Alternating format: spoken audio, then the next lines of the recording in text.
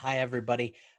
Like I talked about a little bit in my welcome video and my video orientation on the syllabus, uh, I wanted to address the fact that a lot of students, when they get into a college class, they feel great anxiety. Entire books have been written about this. It's called the student fear factor, or there's a book called The College Fear Factor.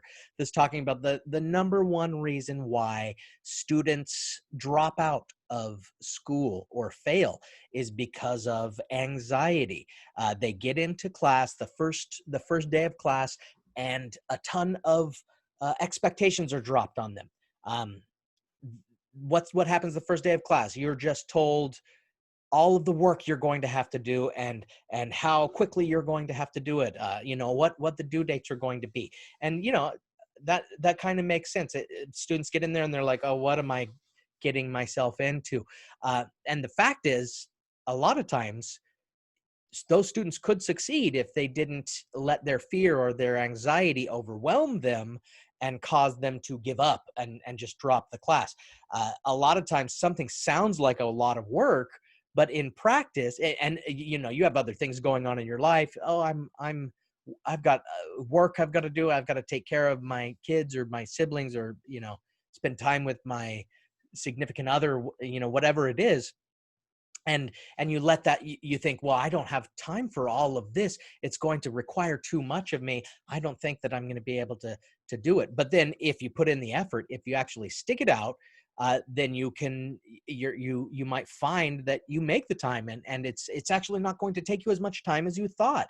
um, but the fact is that a lot of students, they don't see that. They don't allow themselves to see it. There's a That book I was talking about, The College Fear Factor by Rebecca Cox, talks about specific fear management strategies that are used. Some of them are very positive.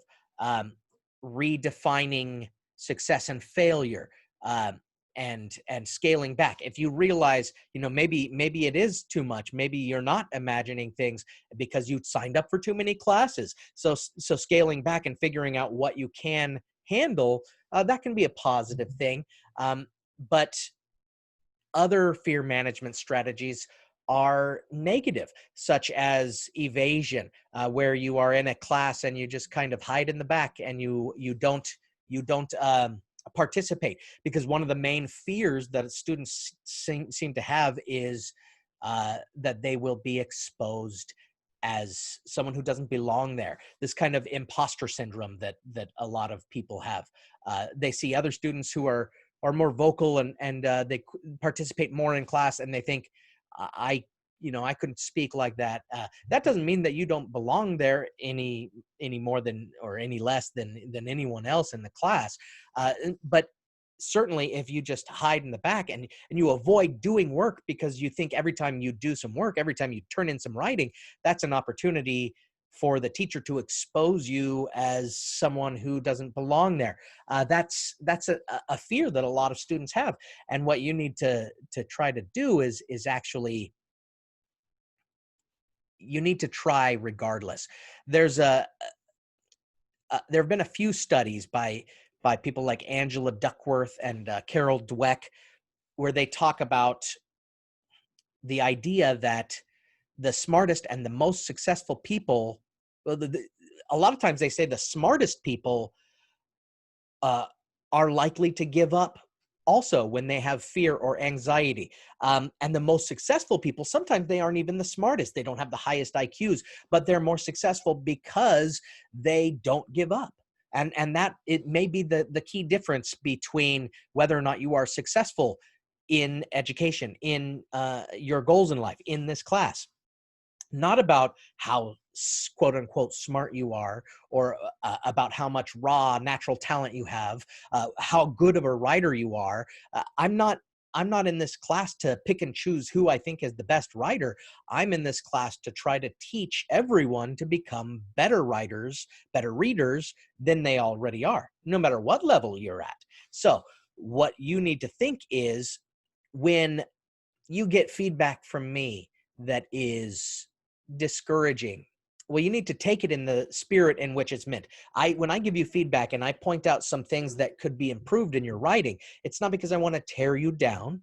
It's not because I want to make you feel bad and point out something that you're doing wrong in order to make you realize that you're not good at it. When I point out something that can be improved, it's because I want you to improve it. I'm bringing it to your attention so that you can work on that thing and improve that thing. And what you need to do is you need to have the persistence. You need to persist and keep trying and not let that discourage you when you get feedback. This is what Angela Duckworth calls grit, the idea that you, instead of just crumpling up when you get a bad grade or negative feedback about something that could be improved on and wasn't done that well, that instead of just kind of falling apart, you say, okay, I'm going to get back up, get back on that bicycle and try again. This is an idea that Carol Dweck calls growth mindset. And on this page, I'm going to be attaching another video. I'd like you to watch that short video, but I'll introduce it here first.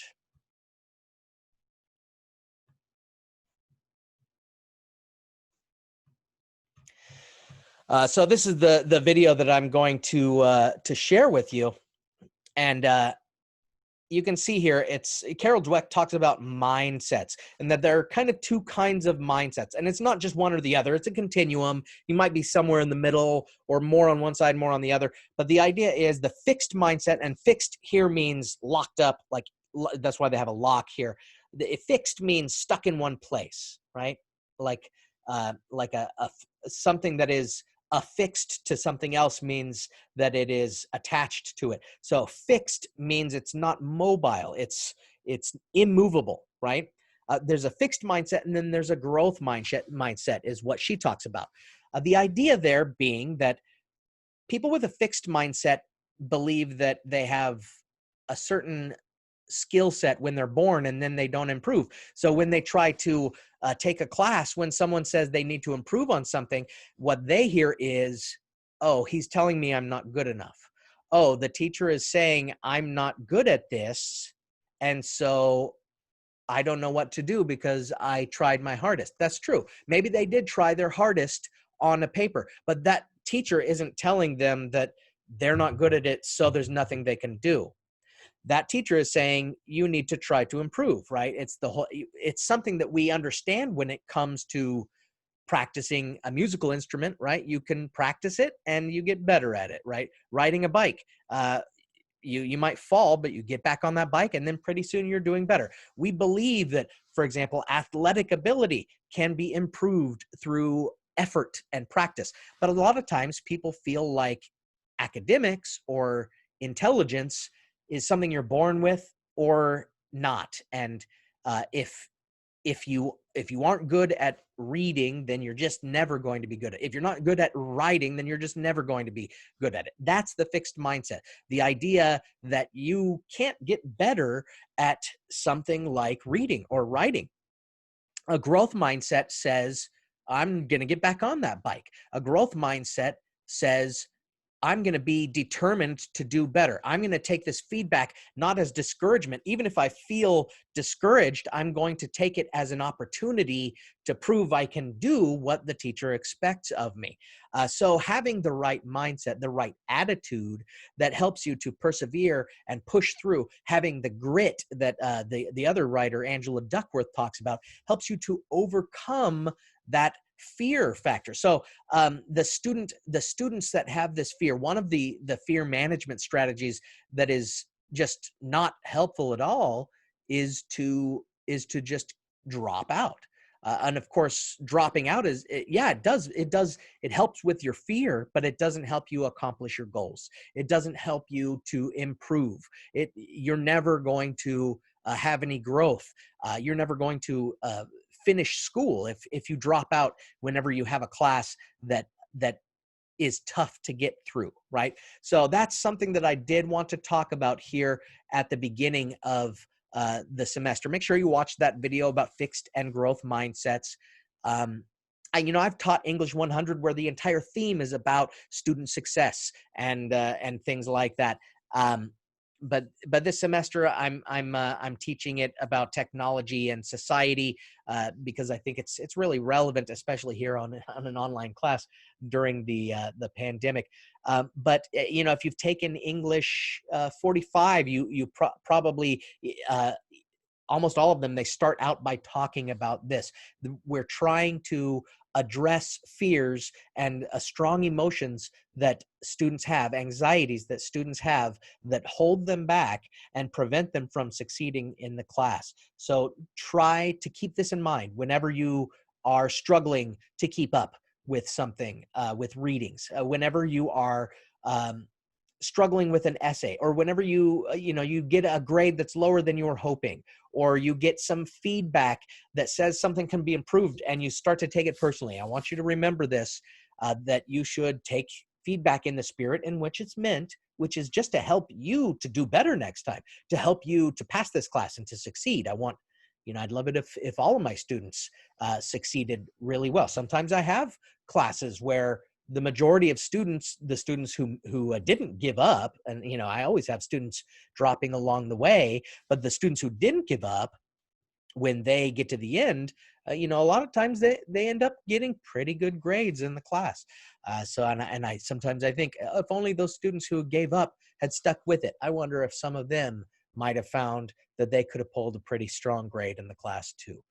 So hopefully this is motivating for you, or at least reassuring in some way. I want you to keep this stuff in mind as the semester progresses.